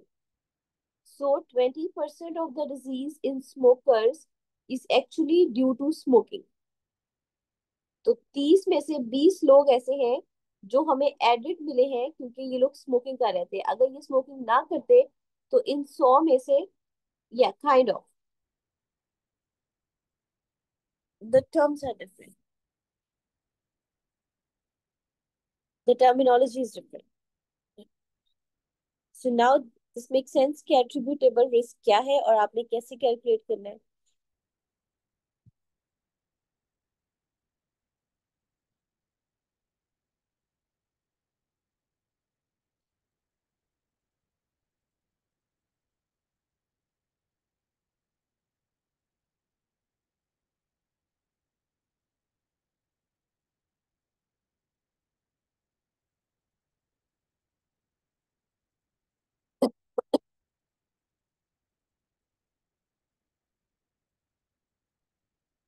उसके बाद नेक्स्ट आपके पास आता है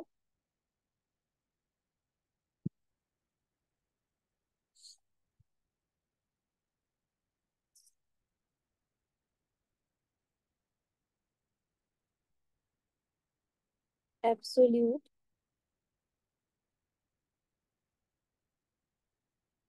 risk reduction.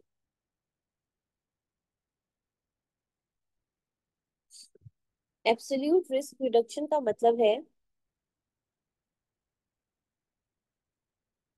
absolute risk reduction tells you how much the risk actually drops when you give a treatment.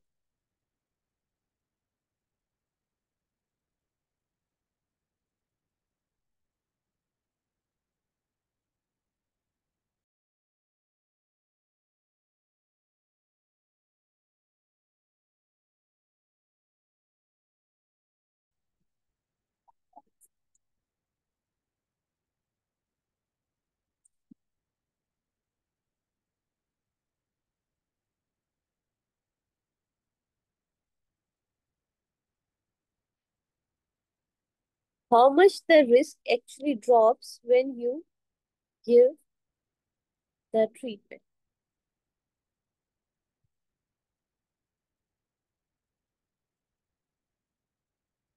इससे पहले हमने कहा था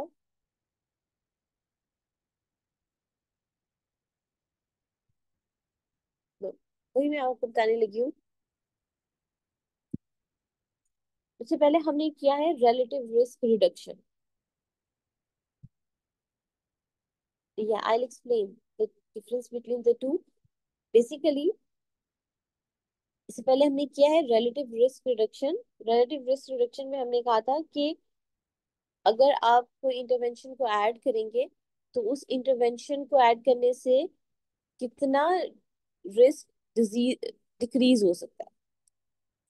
that was relative risk reduction. और एब्सोल्यूट रिस्क रिडक्शन ये है कि how much the risk actually drops when you give a treatment. It's basically a difference in the risk between the control group and the treatment group. let me explain.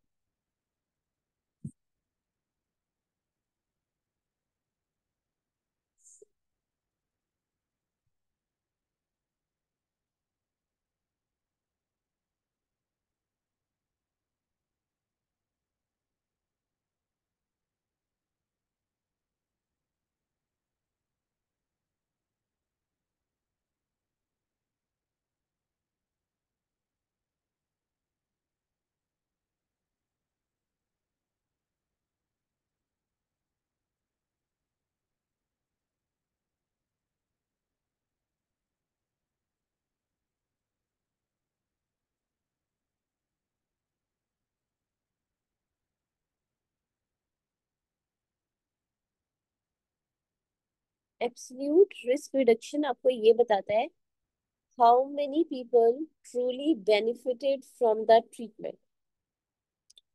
On the other hand relative risk reduction आपको बताता है how much risk was reduced in proportion to original risk.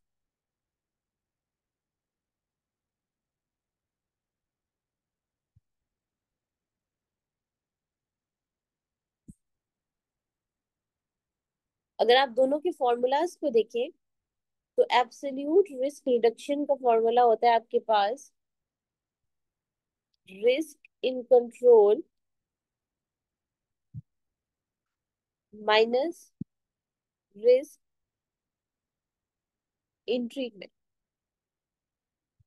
तो absolute risk reduction आपको ये बता देगा कि treatment देने से या ये चीज ऐड करने से कितने लोगों को वाकई फायदा हुआ है या कितना रिस्क डिक्रीज हुआ है. ऑन द अदर हैंड जो जो आपका रिलेटिव रिस्क रिडक्शन का फॉर्मूला है वो था 1 - रिलेटिव रिस्क, या अगर इसको आप थोड़ा सा ब्रीफली देखें it is 1 - risk in treatment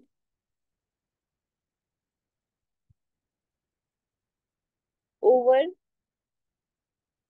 risk in control.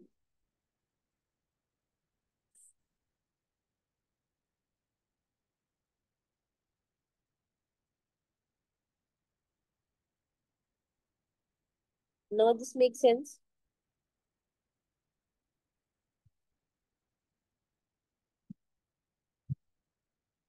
I'll explain it from an example. With an example.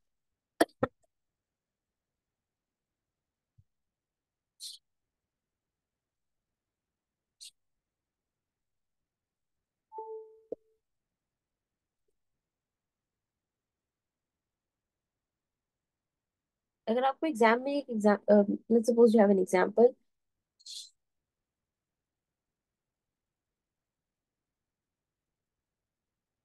आपके पास दो ग्रुप्स हैं.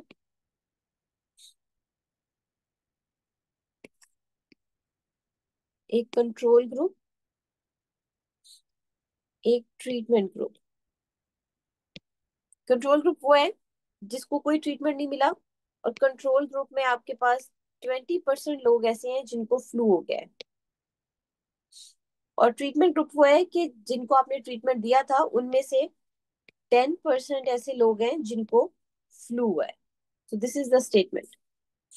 So you have two groups,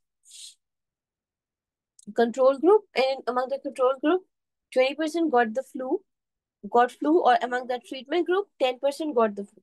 example समझ आ रही है आपको?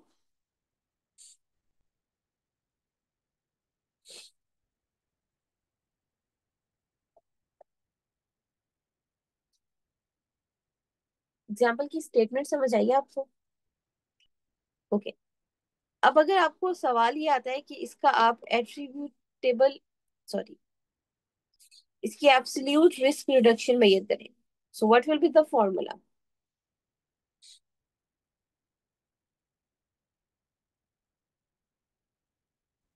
Risk in control minus risk in treatment.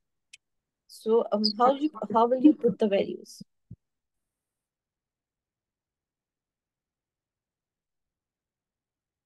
Yes, good. So basically 20% को आप न्यूमेरिकल वैल्यू में कन्वर्ट करेंगे, इट इज 0.2 एंड 10% इज 0.1। तो आपका फॉर्मूला क्या है, risk in control which is 0.2 minus risk in treatment, वो आपके पास आ जाएगा 0.1। The answer is 0.1। अगर इसको आप परसेंटेज में कन्वर्ट करेंगे, what will be the value? 10%। So attribute absolute risk reduction ने आपको ये बताया कि ट्रीटमेंट देने से 10% या 10 केसेस जो है उनमें आपको रियल या एब्सोल्यूट डिफरेंस मिला है। So the treatment prevents 10 cases or 10% people, or the treatment brings a real absolute difference in 10% cases। ये स्टेटमेंट समझ आ गई आपको?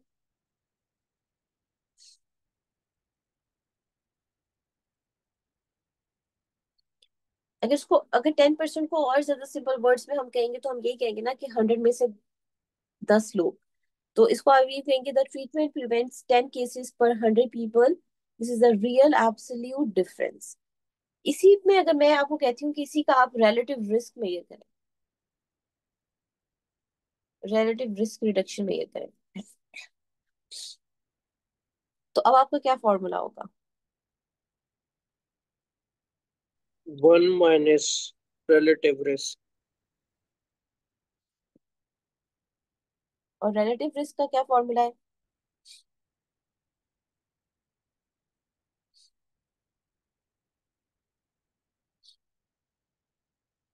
Risk in exposed divided by risk in unexposed. A into A plus B, C into C plus D.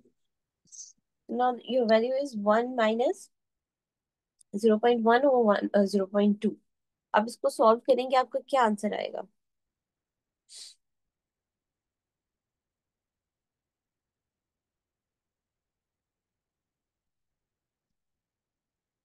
0.5, yes. और इसको percentage में convert करेंगे तो क्या आएगा?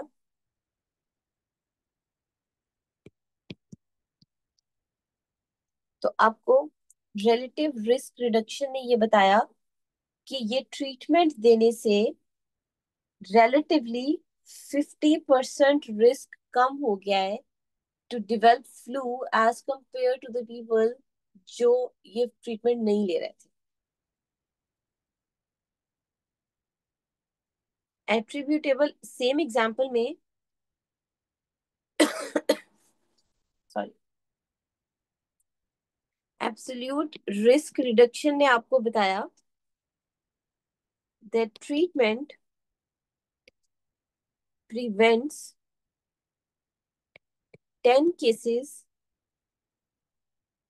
per 100 people। So basically it shows you a real absolute difference। और इसी example में रिलेटिव रिस्क रिडक्शन ने आपको बताया कि treatment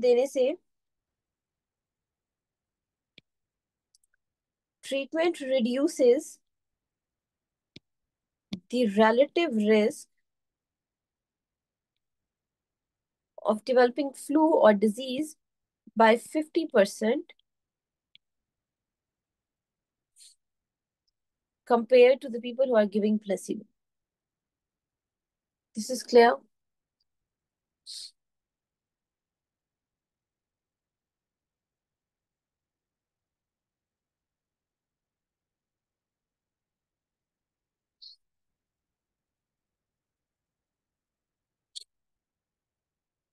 So the simple difference is,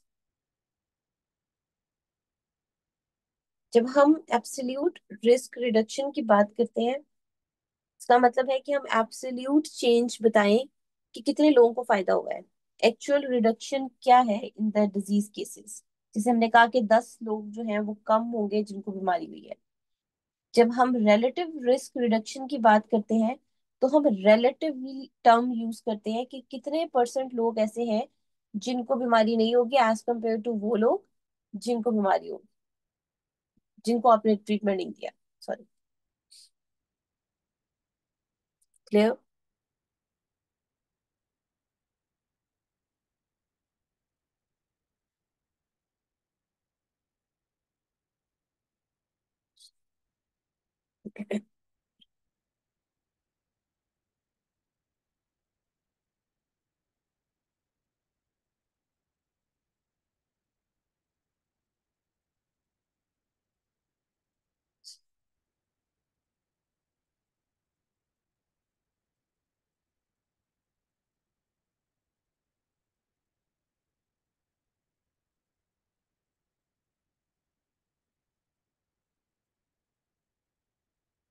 बात दोनों की सेम ही है, बट दोनों की टर्मिनोलॉजीज, या आप ये कह सकते हैं एक आपको परसेंटेज में रिलेटिवली बता रहा है और दूसरा आपको एक्चुअल फिगर दे रहा है कि इतने लोगों को बीमारी नहीं हो।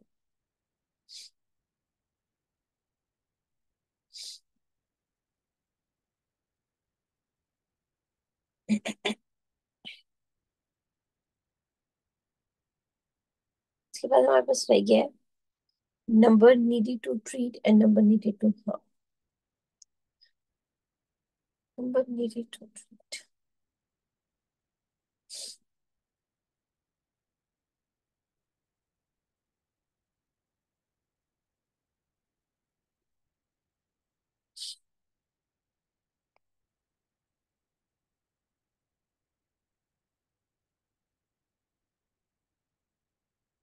नंबर नीडेड टू ट्रीट का मतलब है the number of patients you need to treat to prevent one bad outcome.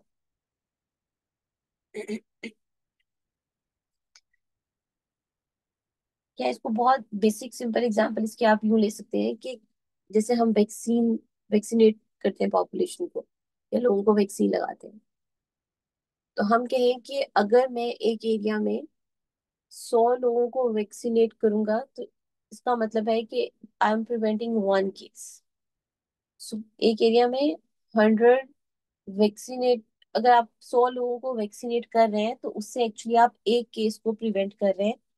तो इसको आप कहते हैं नंबर नीडेड टू ट्रीट, कि कितने लोगों को, या the number of patients you need to treat to prevent one bad outcome. Clear?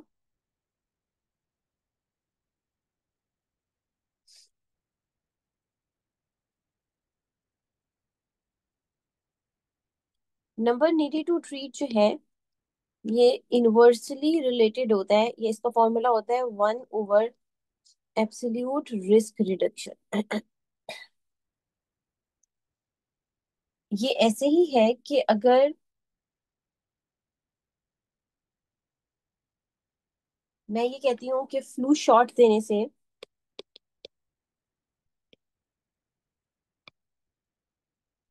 10 लोगों को हमने बचा लिया है फ्लू होने से, जो हमने पीछे किया कि 10 कम लोगों को फ्लू होगा आउट ऑफ 100, तो हमने एब्सोल्यूट रिस्क रिडक्शन उसकी निकाली थी 10।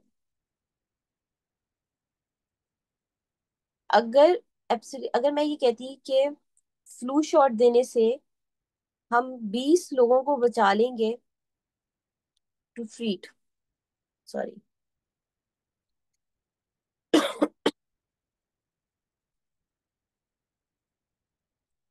अगर मैं ये कहती कि फ्लू शॉट देने से हम 20 लोगों को बचा लेंगे फ्लू होने से, तो आप, या सिंपल वर्ड्स में हम कहते हैं कि आपका एब्सोल्यूट रिस्क रिडक्शन 20 है। आपका एब्सोल्यूट रिस्क रिडक्शन जितना छोटा होगा, नंबर नीडेड टू ट्रीट उतना बड़ा होगा।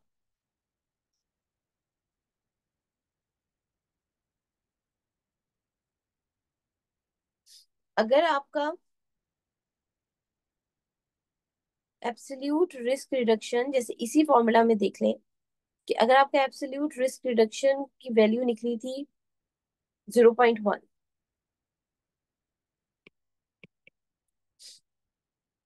तो इसमें नंबर नीडेड टू ट्रीट की वैल्यू क्या आएगी?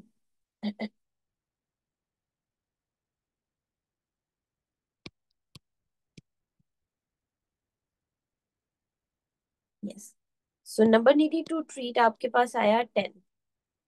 इसका मतलब है कि मुझे 10 लोगों को वैक्सीनेट करना पड़ेगा टू प्रिवेंट वन केस। अगर एब्सोल्यूट रिस्क रिडक्शन 20 होती तो नंबर नीडेड टू ट्रीट कितने होते हैं, क्या होता?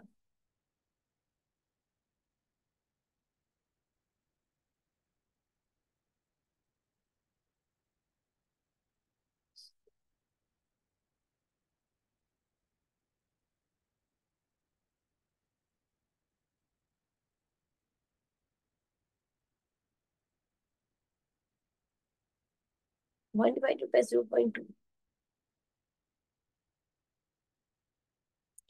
Yes, then the answer will be 5.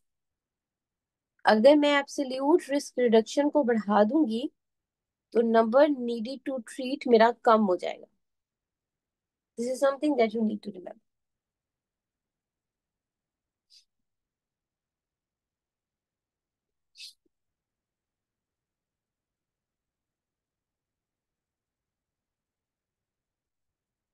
This is clear.